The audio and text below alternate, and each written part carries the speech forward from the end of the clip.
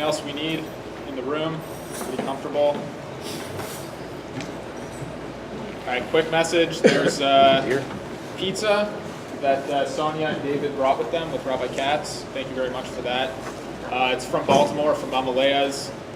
There's a sign over there and a little bowl for money. 1 slice is $3, 2 slices for $5. And there's a donation bin too to help cover the cost of this event. So there's some drinks there, some beer. I think there's still some more pizza there. And thank you again, Rabbi Katz, for coming. Just a little background. I know Rabbi Katz from before he was a rabbi in Tzfat. We learned in yeshiva 2004. Actually, I think it's almost exactly 13 years to the day that we met. So we've stayed in touch ever since. And Big Dave, as we called him, he was a mystery man because he used to be in his room all the time learning. And originally from Dayton, Ohio. Right. So I don't know much about that. Wrestler? Right. Okay. Wrestler too? Okay. Anyone else a wrestler? I wrestle with all sorts of things. All right, well, I don't want to waste too much time, so, I guess we'll have a Q&A, or I think you're okay with people asking questions. Yeah, I think we're going to feel our way through the night. That's what the resolution is. So I guess I'll just start. And go ahead. Yeah, anyways. Okay. All right, so we'll start the easiest thing here. Okay, yeah, and just, Mincha's at 7:50. So yeah, so just give me a heads up at 7:40 to wherever we're at, stop and then regroup. Okay. No, sorry. Okay, so again, thanks to Ari for putting this night together. He had a very specific, I think, mission in tonight, but he's also aware that everybody here may have their own reasons for being here. So we're not really sure why we're all here, but we're going to find out.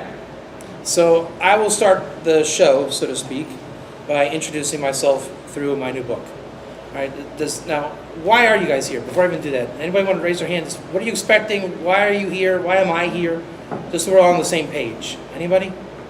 Is it just a night out in town? Is it a Tuesday night sheer? Any takers? It's an opportunity to learn. Okay. Is that why most people are here? It's an opportunity to learn? Yes. All right, that's good. That's why I'm here. It's destiny. So I just came in from Pittsburgh.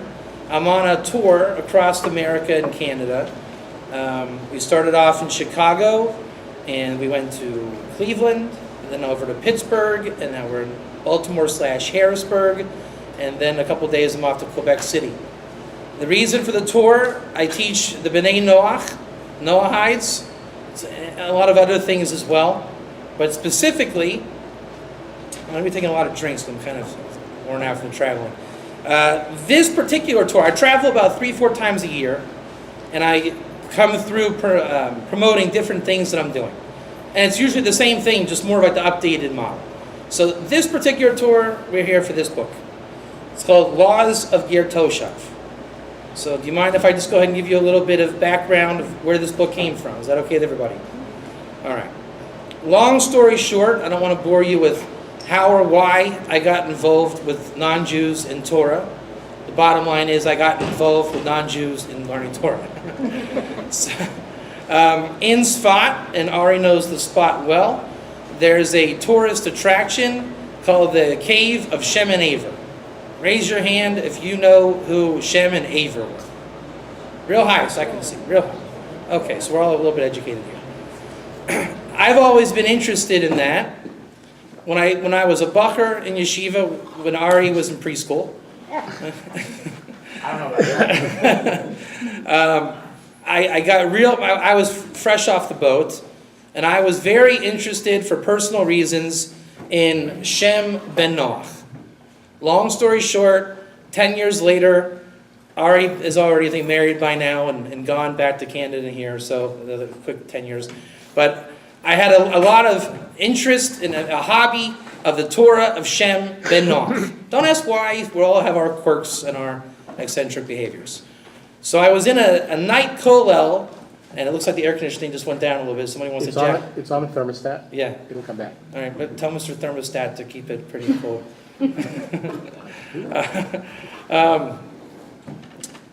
So I had a lot of Shem Torah in my being. I was very interested in it, learning in the kollel, kind of changing directions. All my friends were gone, like Ari and the guys. I was now the senior left-in spot. Everybody moved on with their lives. I was married with a couple of kids. And in the cave of Shem and Aver, where Yaakov ostensibly learned Torah with Shem, there was a Shabbos minyan, and I used to give Divrei Torah about Shem ben Noach in the minyan, right? That turned into, I wanted to give shirim on Shem ben Noach, because he's very interesting. And there's a lot of midrashim and material on Shem, the son of Noach. That led me to an organization I found online called Noahide Nations. Again, we're going to skip a lot of the parts of the story. The story goes, I taught 34 classes, and it went very well. And why don't I teach Jews? That's a question that comes up a lot. Well, if you can show me a yeshiva that wants to hear all about Shem ben Noach, sign me up. I will go teach the Jews about Shem ben Noach. I just never met more than like 5 people that wanted to hear about Shem ben Noach. But the Noahides, my thinking was, wouldn't they want to hear about like the Ben Noach of all time? Right? The B'nai Noach, hearing about the Ben Noach. And it worked. It was a little bit of wisdom, thank God, that worked. So 34 classes later, we have a series. And I'm going to have to take a drink because I really am worn out from the traveling. Sorry about that. I usually don't drink and things like that when I lecture. In the series, again, I have nothing to do with at that time with Noahides. I thought there was like 5 Noahides on the planet. I had really no interest, no desire. I just really wanted to give over amazing Torah on Shem ben Noach. For example, there's a midrash that Shem went to the Garden of Eden when, again, I just speak kind of in English just to keep it uniform for everybody. Noah was maimed by a lion. And Shem had the secrets of Gan Eden to go and get from the tree of life and to heal Noah. And he ate from the tree of life and he lived forever. And 1,300 years later, King Solomon went to Mount Sinai and he felt that Shem was there. And he said, Shem, is that you? And he said, yeah. And he said, how long have you been there, Shem? He says, 1,300 years. And Shem says, what happened around 44, 48? That was the giving of the Torah. And he goes, oh, thank God it happened. All right, Israel got the Torah. And it's, again, that's highly paraphrased. And I bring that in one of the books I've written called Sol Mazel, which is a commentary on the Parshiot based on non-Jews found in Mikras Gedolos. Meaning the main classic commentaries, what they had to say about the non-Jew in every single Parsha. And that was the focus of Shem. So that series became that project. That's one separate project. And in the middle of this, I met a guy, and I always quote his name, and he gets embarrassed when I do it. And he was not here, so we can talk all about him. And his name is Ross Bearden. And Ross is like any other typical Noahide. And he pulls me, aside after class, virtually, on the net.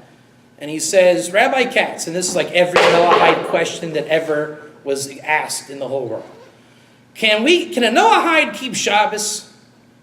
Now, being from yeshiva, I think everybody in yeshiva knows the answer. Raise your hand if you know the answer to that question. Raise your hand high if you know the answer to that question. Can a non-Jew keep Shabbos or a Noahide keep Shabbos? Anyone? What's the answer? No. But why no? The long or the short answer? The short answer. The short answer, it's a sword. No. Yeah. The short answer is a goy that keeps Shabbos is chayiv misa. Well, So I'm supposed to tell my new friend Ross, if you do, we're going to kill you. And so I thought it's probably not the time to tell Ross that we're going to execute him for keeping Shabbos. Now the real answer, on my perspective, is, and Ari will tell you, right? We come from a good, healthy yeshiva where, again, that's common knowledge. If you go through yeshiva, as they will say in the vernacular of yeshiva, goy that keeps Shabbos is chayiv misa, obligated or liable to the death penalty. Do they say why though? They don't, and that was my question.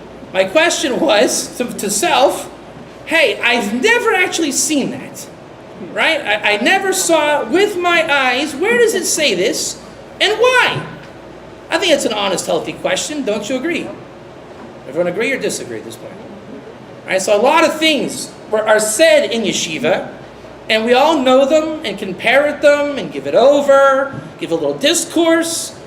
But think about this. How many of the things we say in Judaism in general do we know what we mean and what the source is? I'll give you an example. This is a bit of a rabbit trail, but I will give you a rabbit trail example. Have you guys ever heard a Jew say Mazel Tov? Anyone ever hear that expression? Right, a little bit, right? Mazel Tov. What does Mazel Tov mean? Anyone? Good luck. Luck? Good luck. Good luck. Good constellation. Good. So, I think if we were to just isolate the conversation, do Jews believe in Mazel only based on, another way of rephrasing it, do we say Mazel Tov and it's okay? Are we idolaters for saying Mazel Tov? So I think everybody would agree, yeah, okay, we say Mazel Tov. But then you give a little bit more meat on the bones to that question. Do Jews believe in Mazel? And what's the answer? No, we don't believe in Mazel. But we do. That's the problem, but we do. So then they'll quote for you Shabbos 156, the page number and tractate of the Talmud Shabbos. And everybody will read, Ein Mazel Yisrael, Yesh Mazel Yisrael. It's a rhetorical question. Is there Mazel for Israel or is there not Mazel for Israel? And the answer is no, there's not Mazel for Israel. And everyone will say, see, you're an idolater for saying Mazel Tov. And they'll say, but I say Mazel Tov all the time. It's okay. So how do you resolve that we believe in Mazel, and Jewish people have been saying this since the beginning of time, but yet we read the Talmud, and it says we are against Mazel. So there's a book that I teach from. One of the things that I got interested in when I got involved with Noahides is the concept of Mazel. And in the Kabbalistic works, Mazel is a very, very big thing. And it's not what most people think it is. Now there is something called lower Mazel, and there's something called higher Mazel. Lower Mazel can be what this gentleman here is saying. What's your name? Carl. Carl understands that Mazel can be called the constellations. And there's a higher Mazel, and that is God's providence as it comes into our lives. So when the Talmud is asking, is there or is there not Mazel for Israel? The discussion, a Talmudic discussion, is called a sugya. You guys familiar with this term, sugya? Yes, no, no, yes, yes, no. We're going to be using that word a lot tonight, so now you're going to know it. A Talmudic discussion is called a sugya, S-U-G-I-A. And in Shabbos, the tractate, when they ask the question, they are not asking, is there or is there not Mazel, even though it looks like that.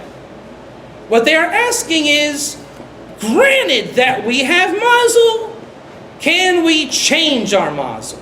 Yes or no? And then all the commentators chime in. In what way are we locked in our Mazel? And we're not talking stars and constellations. We're talking about God's gifts that He gives us. If I am destined to be poor, that's my Mazel. And again, we're not talking fortune or luck. It's what God literally gave gifts to people. Can I become rich if God wants me to be poor? And there's a lot of works, and again, I have an encyclopedia of Mazel. It's called Otzer HaMazel. And it goes into the ins and outs, how one works with their Mazel, interacts with their Mazel, changes their Mazel, goes out from their Mazel. And yes, one of the definitions or aspects of it is this lower Mazel of constellations. So again, that is one example of something in Torah that we all think kind of one thing, and not many people have delved into it on a deeper level. A non-Jew or Noahide keeping Shabbos is another one of those things. I like to round up those things. If you can't notice by my personality by now, I like to find those things that everyone thinks they kind of know it, and then go find the real story, and you find out it's not exactly what you thought or what they say, and we're not saying it's contradicting. How many of you, again, to go on another little bunny trail, in the commentaries, have you ever seen the Ramban or another rabbi commentator say, let's suggest the Ramban and Rashi? Does everyone know Ramban and Rashi? Have you ever seen Ramban say Rashi was wrong? Yeah, it looks like that. Rashi, you are wrong. But the Ramban never said that. That's the only problem. How many of you have a little bit of modern Hebrew? Just a little bit. Have you ever heard an Israeli say, Ata nachon, ata lo nachon? You are right or you are wrong. Right? In Israel, if you say, you want to talk to an Israeli, they may say, Ata nachon, you are right. Ata lo nachon, you are wrong. That is modern Hebrew. Modern Hebrew is a made-up new language from the 19th century. That is a fact. It is largely based on Greek, Arabic, and other languages. It is not a real Hebrew. So when you are learning books and thinking you're getting biblical Hebrew from modern Hebrew, guess what? You aren't. So when the Ramban says to Rashi, Rashi, my friend, you are wrong. And in the biblical Hebrew, we're not speaking contemporary modern Hebrew. Ramban is saying to Rashi, Ata lo nachon. Not that you're wrong. You're not quite there. Just a little deeper. Not ripe. Do you understand the concept? You could have gone a little deeper. There's a big difference between you could have gone a little deeper and you're wrong. And a lot of times, maybe even all the time, is any of us really ever wrong? Really deep down, if you're saying something, you probably mean it. And if you lose the argument, you probably just aren't saying it well enough. And you're just not saying it right. And people like to take advantage and say, you see, you're wrong. You couldn't say what you wanted to say. So Ramban is saying, Rashi, you're saying good, but a little deeper. So here too, with these more superficial understandings of Torah, they're not wrong. There is a mazel that's constellations and stars. But it's lo nachon. You can dig a little deeper, and there's a wealth of this subject littered all throughout the Torah. Through you guys know what Midrash is, like the legends and tales. All through. Mazel is a tremendous subject and study. I recommend that you check it out. So too, can a non-Jew keep Shabbos? Very quickly, everyone in yeshiva will say, we can all say together, and the American shuls all rise and say together, a goy who keeps Shabbos is chayav misa. Right? So we all know that road. And again, I'm just not the kind of person to keep parroting what they say. I like to see it inside. I want to see what it says. And David and I were talking in the car, and he asked me, just in a particular context that I'll bring for you here, he asked me, what is my problem with English in terms of Torah? And the answer is, what isn't my problem with English in Torah? Right? So I'm lazy just like you. And in yeshiva, right now we're in Bein Hazmanim, in the break in learning. And about 10 years ago, Ari would have seen me going to the English library where I would catch up on the things that I wasn't on the level to learn in Hebrew. And I'd get very upset because we were being conned.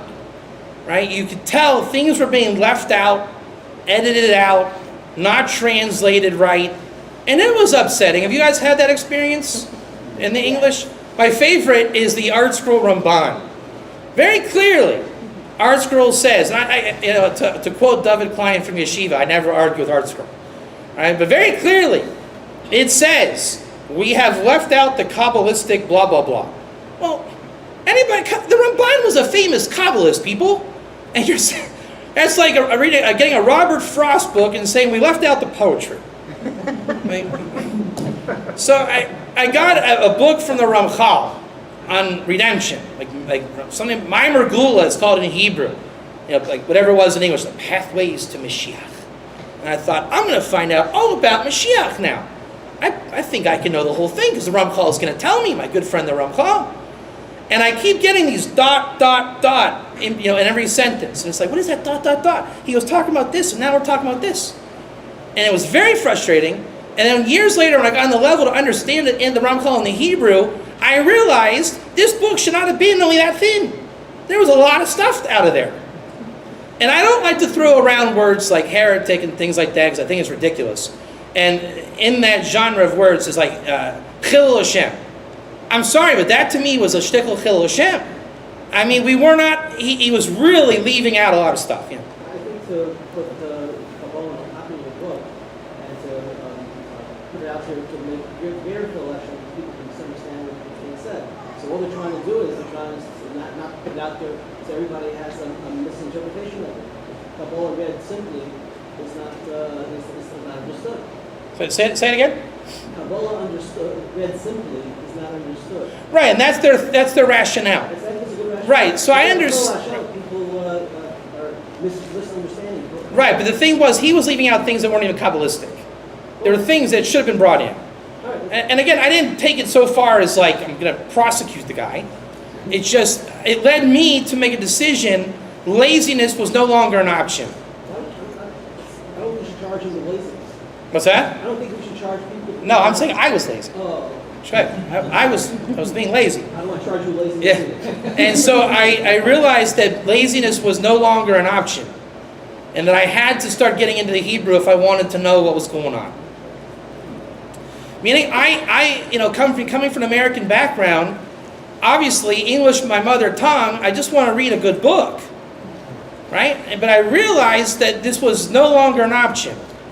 A lot of things in life, when you grow out of them from methods of laziness and our work habits and our careers, you just grow out of a certain laziness. And for me, wanting to not learn Torah in the original, going to the English was a point in my journey that I became lazy. And it encouraged me, inspired me to get into the deeper Hebrew, and that's what I'm saying now. When we say a non-Jew that keeps Shabbos is chayav misa, liable for the death penalty, my antenna goes up when I hear things like that, right? Because I've been trained to think, what is that really? What is your sense of English a sentence that you said? I want to know what is it in the original? Where was it? How was it? What context? So we go into it's a Rambam, and the Rambam says very clearly, a goy. Some versions say akum, which already begs a big question. What's the difference between goy and akum? If you guys ever heard those terms, that's a big thing in yeshiva also. Sometimes we see goy, sometimes we see akum, sometimes we see nachri, sometimes we see eina Yehudi. Which one is it? What do they mean? And better yet, can we know the difference?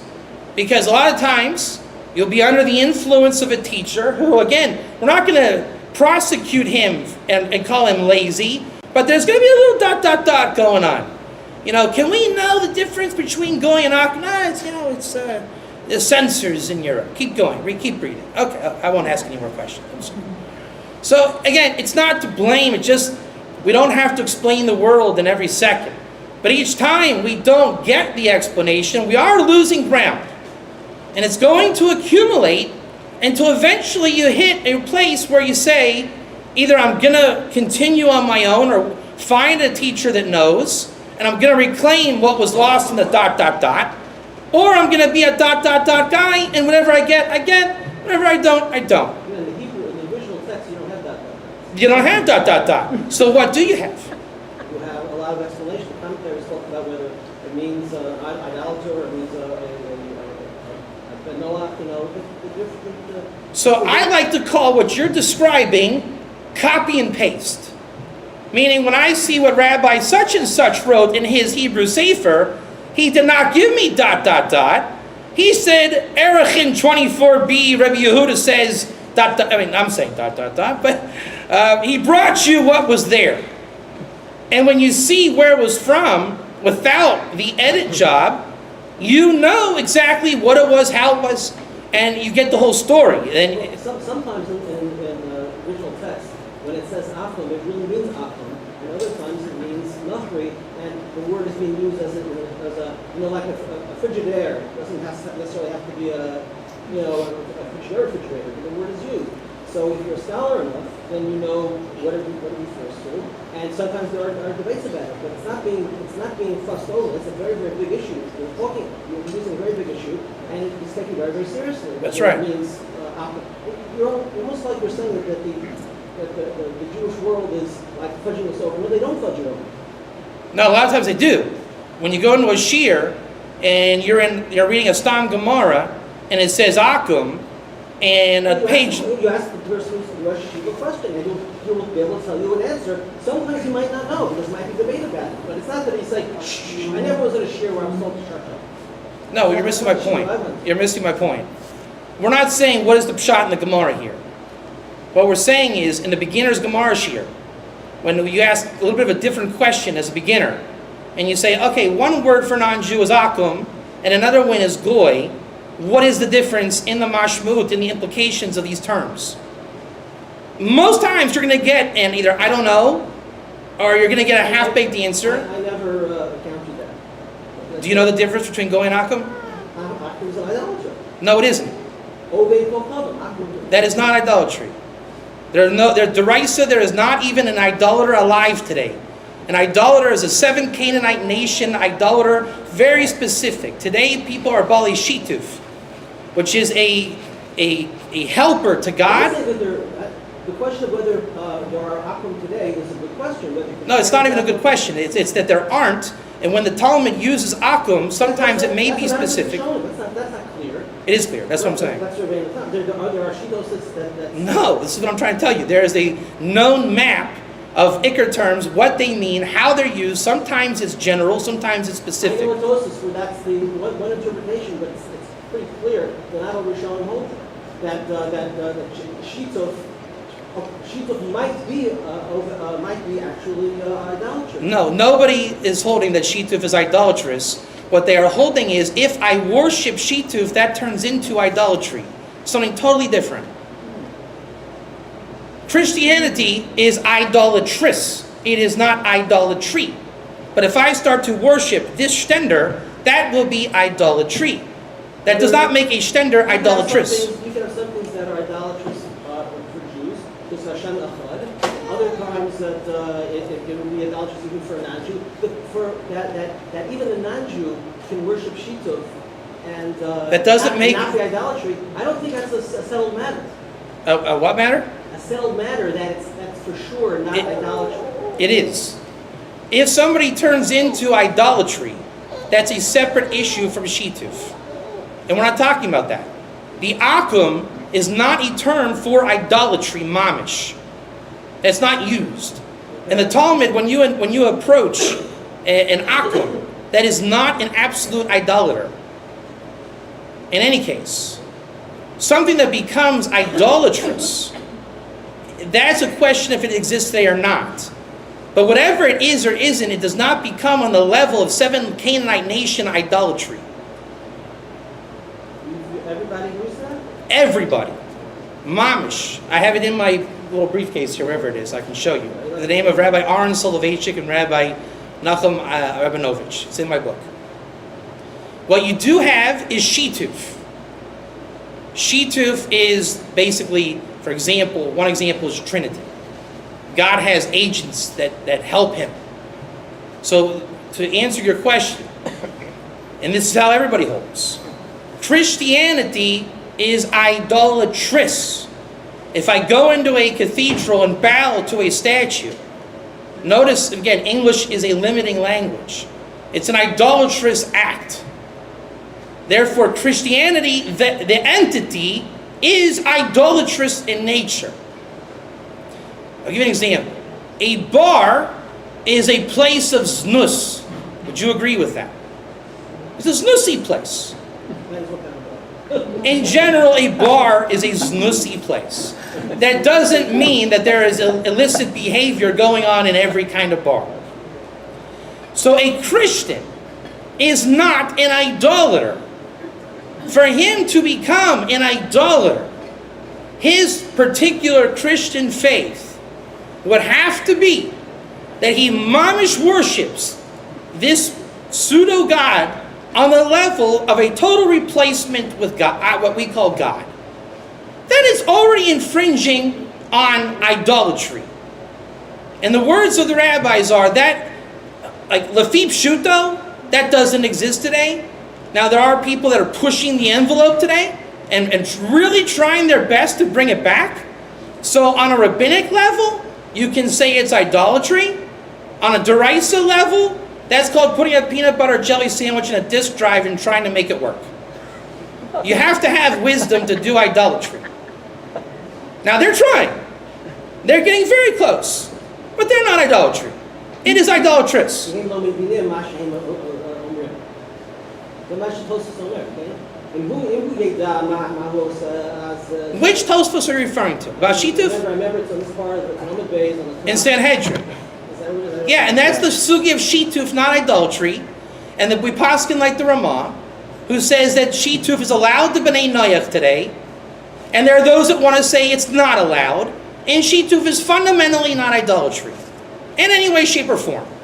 So, a Christian is allowed to be a Christian, and as long as he's not killing and stealing and he's keeping his 7, he's technically a kosher Noahide. Now, the Noahide organizations today are saying, well, we have a little problem, Houston. We don't want Christian Noahides coming around Jewish enterprises saying, hey, we're Noahides. Right? It's a problem. So, what we call that is, he is a Rasha, a wicked Noahide. You can't be idolatrous and a Noahide in the Jewish flavor of things. Agreed? I didn't understand. We have a Christian. He's not doing idolatry, he's doing Shituf. Okay. That is called wickedness, believing in multiple gods. Not according to, there's a sheet that holds that only Shema Yisrael, Hashem Elokeinu, Hashem Echad, and it'll be fine. You're missing my point completely. And you're talking in Judaism. I hope you're not in a Shituf if you're a Jew. We're talking In the Noahides. Jewish view, No, we're not talking Jewish view. We're talking Noahide view. Noahism is not Judaism. Don't confuse the two. A Jew cannot worship the Shituf. Jewish view on Noahism. No, a Noahism view on Noahism. They're different worlds altogether. Altogether, a Jew cannot worship in Shituf. That is Asur Lagamra. That's correct. A Noahide is allowed to worship in Shituf. That's right. We paskin that way. Hold on. In the later Achronim writings, we want kosher Noahides. Would you agree with that? As a hashkafic endeavor. Yeah.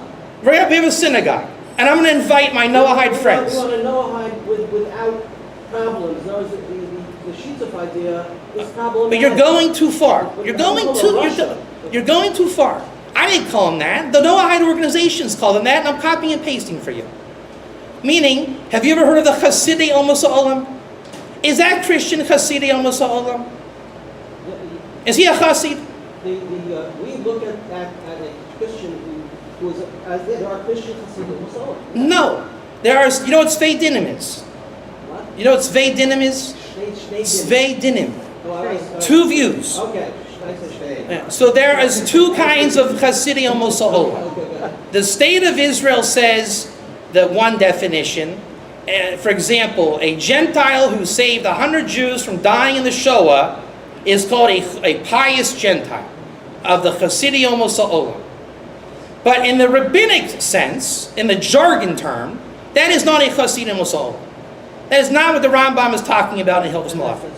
Okay, so if we're going to talk about Noahides, let's talk about our good friends from the Rambam. And a churchling is not a Hasid. I think we can agree on that as well. He's not a Hasid. So if I'm not a Hasid, what is the 180-degree opposite term you would call that guy? Probably a Rasha. In rabbinic terms. I don't care if he's a saint in his world. In rabbinic terms, he is the opposite of a Hasid or Tzaddik. Could be in the middle.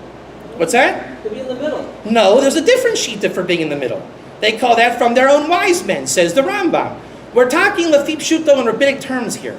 You're trying to bring in ethics and hashkafa into this situation. We're talking rabbinic construct. It's called Lefip Shuta. Opinions and ashkafas don't enter the conversation. He may be a lovely guy who helps old women cross the street. Bless his heart. That's not who we're talking about in rabbinic terms. In rabbinic terms, he is the opposite of a pious man. That is called a rasha in the rabbinic writings. I think he's a nice guy. I had him over for dinner once. The laws of how we treat a ger tosha. So if Christians... Ger tosha. Hold on. We're not there yet. Wait a second, but... And if we continue this back and forth, quite honestly, All right, Rabbi so I'm Katz, just- no, I would, I'm trying to understand. That's why I I'm- understand, but there's a All whole right, group of I'll people, just- there's a whole group of people who I believe Yeah. are Read lost. your book. Read the book. Here, someone hand him a book. He needs to see the book. Hand him a book, please. Seriously, hand him a book. It's on me. I want to listen to you. Now I want to listen to you. I'll keep my mouth shut and read the book later. Yeah. Okay, thank you. Have the discussion a little bit down the road. Yeah, I'll define. Yeah, he's going to be engaged. Just read the book. By the end of this year, they'll have heard you'll have heard the book, and we'll come together and sing Kumbaya. So shituf is. Before I don't want to define it rabbinically. I want to define it how I like to define it for people. Imagine really. I'm sorry for the give and take, but now we're back. So after these commercial messages, shituf is again. We're not talking rabbinically. We're talking hashkafically now. Shituf is really, really sloppy beliefs. Huh? He's reading the book. Yeah, very sloppy beliefs and thinking. So, I'm going to give you the answer, but they say Christianity is classic shituf. I believe in God, but I'm just not interested in God. God has helpers, and I like the helpers. I believe and worship the helpers. Did you guys ever get into comedy? Like George Carlin? I would George Carlin. Sorry about that. He says, I worship Joe Pesci. So that's shituf. Then they say, read the book. Now listen. I don't want to miss the lecture. So they ask me, is Islam shituf? Because the Rambam says they are monotheistic, and therefore how could it be if they don't have the Trinity and this and that? So again, we're not talking technically now, okay? But this is how I would give an example of Islamic shituf, which is semi-idolatrous. I wouldn't call it theology, call it behavior. Because remember, we made a distinction between religion, which is idolatrous, and the person who is not an idolater, but he's doing something that could become idolatrous. Right? If I do something halfway, and I'm going to fill in the meat on these bones here. Right? I'm doing something a little dodgy. I'm into the Trinity. And then I join an evangelical group that takes it a little too far. Now I'm really getting into idolatry. But I didn't have to. Maybe I was a Christian who said, and a lot of these like Messianics today. Right? Yeshu is just the Messiah that didn't fulfill his job. And they'll say, but he's got a little bit more divinity than regular men, or whatever it is. They have their theologies. So that's already shituf. So here I'll explain it in a little bit better way through Islam. Two Muslims were talking one day. This is my dramatization of this. And one Muslim said to another, when Allah comes, He will kill the infidels. And the other one said, yes, when Allah comes, He will kill the infidels. The other guy said, yes, when Allah comes, Muhammad, his prophet, will be with Allah and they will kill the infidels. That's shituf. You just said some guy was hanging out with God. Can't be. God doesn't hang out with people. People can't hang out with God. I can't become really, really, really spiritual one day and have a beer with God and say, kill the infidels. So this is why Kabbalah and Judaism, and not in kind of any quirky Kabbalah, but just the concept of Jewish mysticism. And Ari knows this for being a Sfat dweller, and that's why he put the picture of Sfat on the book for $18 available on Amazon.com. Kabbalah mandates that you cannot be into shituf. Now it's interesting, I forget who it was, a couple days ago someone brought this up to me, and they said, but wait a minute, isn't Kabbalah just by definition shituf? You know, you got like the Father, and you got the Mother, and you got the Son, and you got the Daughter, and it's all kind of God, and God is not one, three, He's 10. We have 10 gods. The Sfirot. So when you get through the wisdom of Kabbalah, and there is a way through it, then the blueprint of Kabbalah is there is a God, and He gives sustenance to the world, and that's it. Your job is to learn how to receive from God. Nothing more, nothing less. By definition, God is above you, you are below God. There's no intermediary. We don't pray to the Chesed God, right? Chesed, please give me my stuff, right? We don't do that. It's just God gives to His people. And generally, we'll say His people are Israel, the Jews, right? That's how we understand that. Which is a perfect segue into where we're going, kind of in a round way tonight. If Israel is God's people, and Sinai was given to Israel to promote the message of Achdus Hashem, unity of God in the world, is the Israelite message.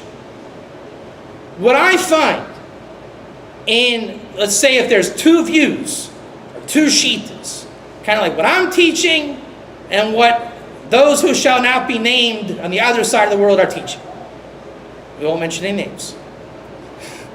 So the question becomes, if we all agree there was a Sinai, a nation of Israel, the Jewish people, even the non-Jews of the world know that kernel is true. No one debates that has any sense of sanity in their mind, right? The question then becomes, what do we do with our Gentile friends? Theologically, practically, Jewishically, halachically, hashkafically, every ikali you can imagine, what is the reality of those people? And that's where I come in. I've looked into it a little bit. So, we can take the discussion many different ways.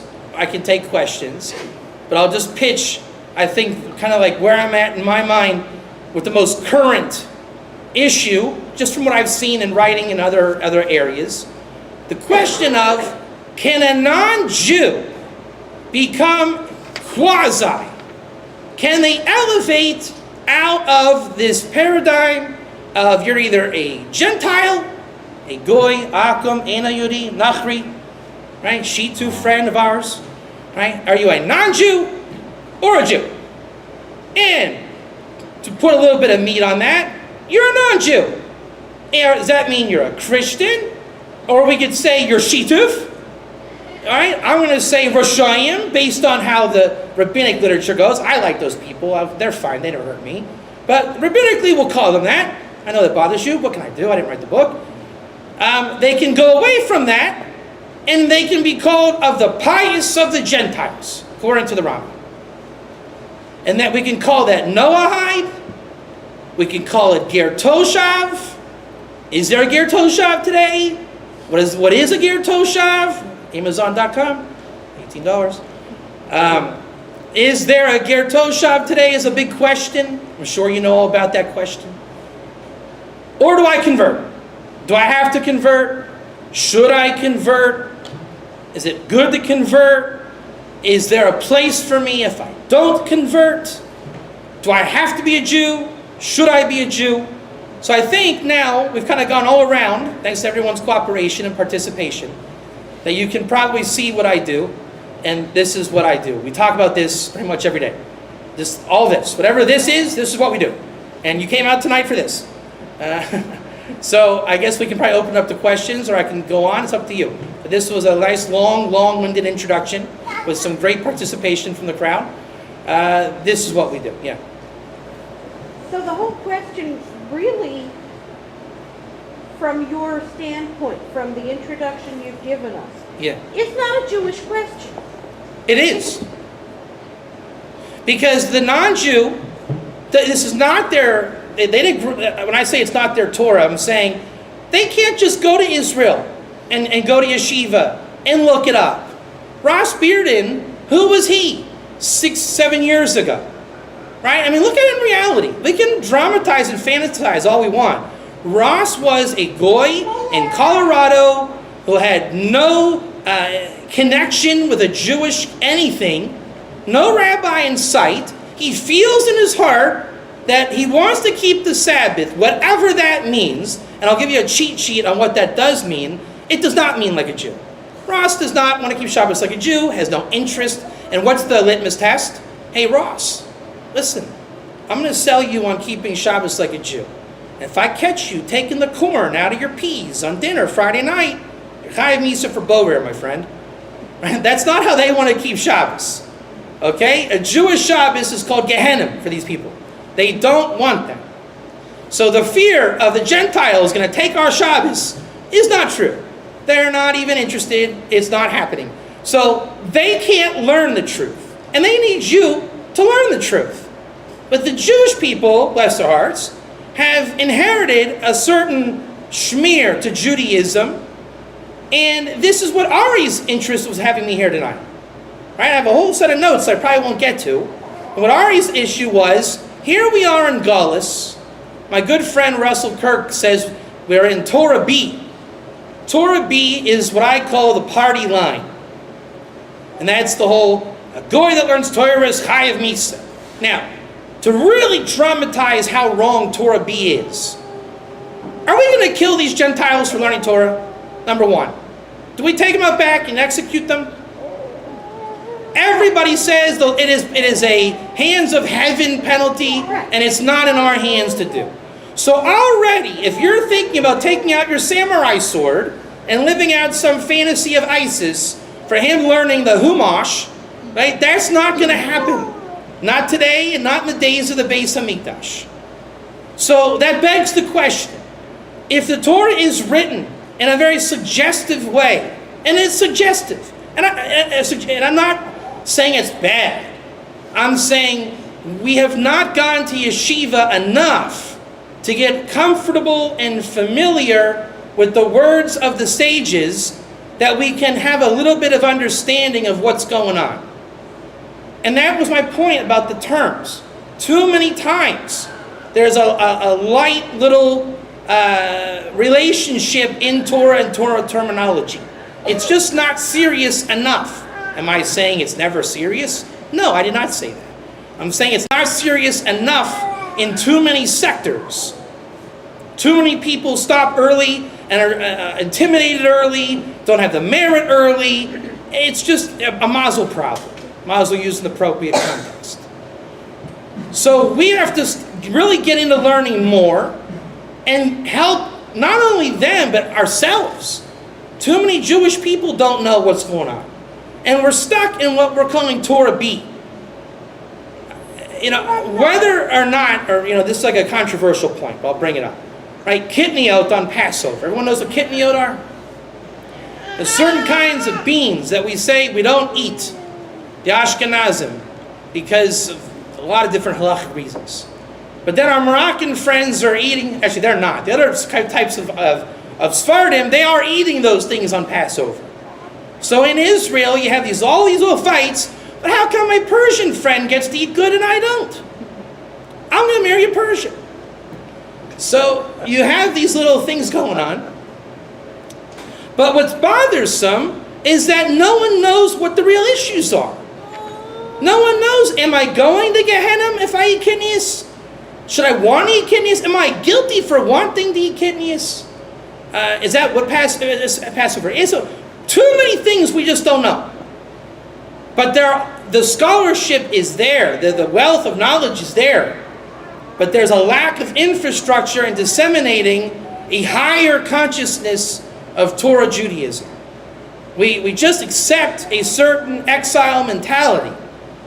And where I'm against, let's say, other people that are more thinking like me, let's say, a lot of people want to say, well, let's just change the system. We're eating kidneys this year on Passover. Let's go changing Judaism.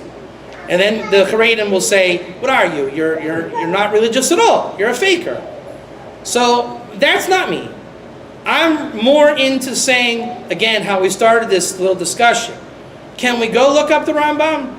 Can we make it cool and in style to look up the source and get into it and make learning interesting and not make it like, well, you didn't go to yeshiva, so you have to be on the outs and I'm the big rabbi.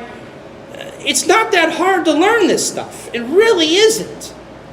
And so what I do, and I have a website, I guess I'll promote that now too. I have a new website, thank God, that got launched. Get, G-E-T, Soul Strong, SOULSTRONG.com, where I teach live classes online, have a forum for these kind of discussions. And the theme is to get people like you, people like our non-Jewish friends that are kosher, have rejected Christianity, Islam, and have entered into kosher Noahism, and are looking for the next step, which is Ger Toshav in Noahism, to where everything's kosher and ready to go to the next level. And the good news about it is we don't have to make up a new Judaism. We don't have to lie. We don't have to bend rules. Judaism is amazing. That's so cliche, isn't it? Judaism is amazing. But it really is. It's just, it's not amazing the way that it's being sold to you. Too many times we want to say, just go out in the field and talk to God and do a little dance and hop on one foot and do these spiritual crafts and go learn Kabbalah. Okay, I mean, obviously there is classic spirituality. But there is, I'll give you a good mashal, a good example. You'll like this one. This is for you. My Rosh Yeshiva, who Ari knows well, I went to stay by his Rosh Yeshiva's son in Bayit Vagan. And our dorm counselor, the rabbi's son, Avram Shimon Weingart, so he was me and Ari and Avshi were next door neighbors in the dorm for a couple of years at least. And I went to go see my Rosh Yeshiva's son in Bayit Vagan. And he says, have you seen Avram Shimon? I said, yeah, I've seen Avram Shimon. He says, is he learning Taisus? Yeah, he's learning Taisus, yeah. So for him, it was spiritual to learn very halachic, Talmudic literature. And I think where the yeshiva that I come from, that was bestowed on us as spiritual. That real learning and real rabbinic literature can also be a spiritual high, if you want to call it that. It doesn't have to be legalistic and dry and boring. And what I think I've done in bringing this whole Ger Toshav message out is this is what I was going. Is too many times the language of Akum and Goy, they're not even interested in hearing about it. It's just not interesting. And and we are so intimidated to think that the subtle distinctions are beyond us that we quit, give up, move on, never really got the basics down, and then it becomes in the back of our mind a myth. And then when we hear it in a lecture like this, we're just attuned to tuning it out, and that's not me, and I missed my chance, and I'm not good enough. And then there's an elite level of learning. And what I'm here to say, and it's a hard message, it is, and I tell one of my students in South Africa, if this is the kind of thing that resonates, or if it doesn't resonate but you want it to resonate, or maybe it could resonate, it's like a 3 easy payments of, right? 6 months of learning in this way, and I've seen it happen, can get the cobwebs out and get you back where you got to be. There's no shortcuts, but it's never too late either. And a lot of times we feel like we've missed our time. I didn't go to yeshiva. I'm old now. I got work, kids. I'm up to my ears in problems. But if you just start being conscious of this kind of learning and these kind of awarenesses and allow yourself to confront it, this week's Parsha, you are going to read in chapter 14, verse 21, that when there's a treif piece of meat, you all know what treif meat is, you give it to the ger in your gates, or you can sell it to the nachri. And so now I will ask you. Now you gotta know which is which. Now you gotta know which is which. So now, Lamaisa, who is the ger in your gates, and who and what is a nachri? And if there's an Ishmaelite in front of me who's halachically an akum, but halachically not an idolater, do I give it to him or my nachri friend who may be a Christian, who's a suffix if he's an actual idolater in church or not, but I don't know enough about evangelical Christianity to know. So who do I give it to? I'll leave you on that cliffhanger so we can get ready for mincha, and we'll think about that thought. We'll come back. And I hope this was a good introduction. Yeah, nay, yay, nay. All right, so we'll stop my recorder. We'll leave it at that, and we'll come back.